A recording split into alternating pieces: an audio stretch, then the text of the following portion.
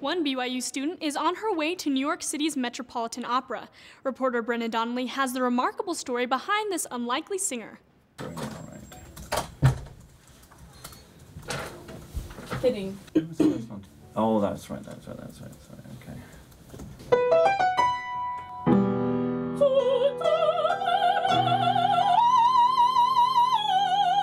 You're listening to Miss Rebecca Pedersen.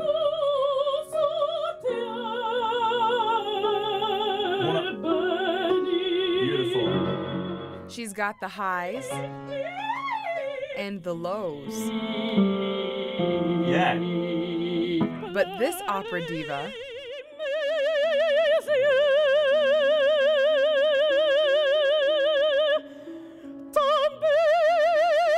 has the most unlikely story to share.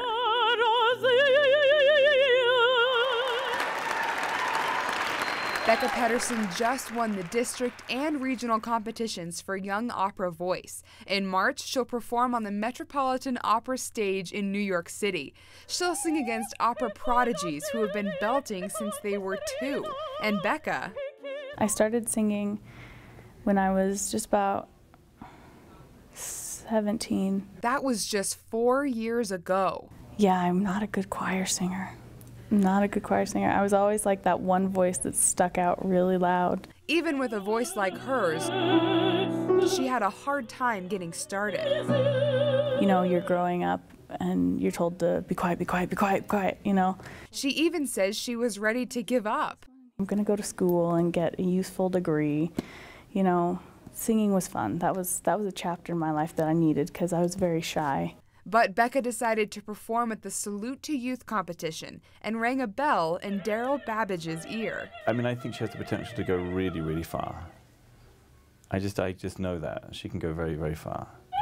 And it almost didn't happen. He emailed me a few days later because I never responded. And he's like, I just want you to know that I'm still willing to do this if you want it. Sometimes I still don't proofread my emails, but I didn't, and I called him Miss Babbage in the email. I know. And so he was like, I'm Mr.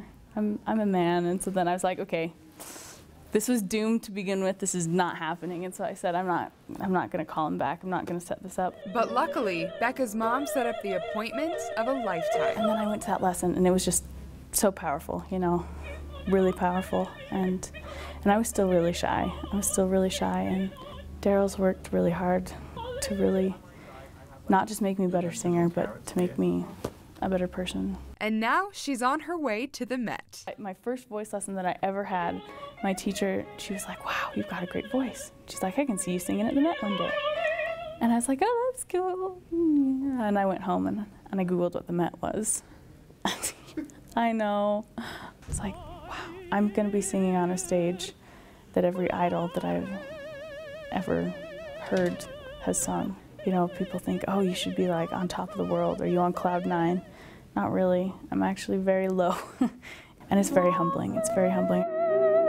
Babbage says even though Becca has only been singing for 3 years, she's worked hard through them. She's come a long way in a short time too. I mean, I hope that all my students work hard, but she really does work many hours. But her vocal lessons aren't without their fun and games. Using technique. But I use this for many things, like I'll throw it to them, this is for support.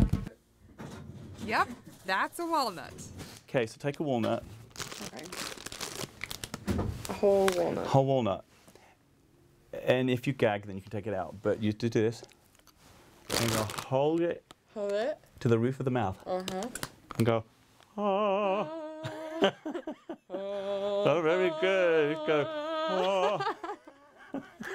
And it's just supposed to open your mouth and your your tongue? So what I don't want is which is open throat. I want rather than Well, he's the professional. Yeah. Becca says she owes her success to Babbage and to BYU because here she learns to be a good person, not just a good singer.